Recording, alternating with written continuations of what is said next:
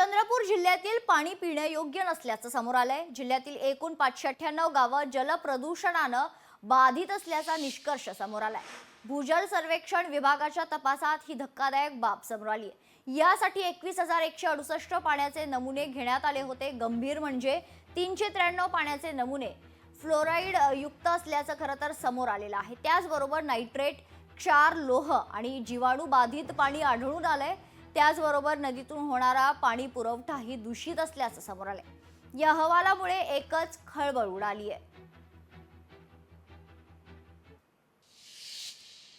जवळजवळ बहुतेक गावामध्ये एटीएम, वॉटर एटीएम आणि नळ योजना लागू झाल्या, परंतु गेल्या 4-5 वर्षामध्ये यातल्या बहुतेक 60 ते 70 योजना ज्या आहेत त्या जवळजवळ बंद आहेत।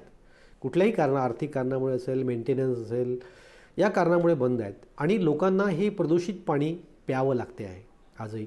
आता जसं उन्हाळा येईल तसतसं जमिनीमधलं जे कॉन्सन्ट्रेशन आहे या प्रदूषकांचं ते वाढेल आणि म्हणून जेवढी गावं बाधित आहेत प्रदूषणानं त्या सर्व गावामध्ये वॉटर एटीएम सक्रिय ॲक्टिव्ह असलं पाहिजे। लोकशाही मराठी ऐका, पहा, जागरूक रहा।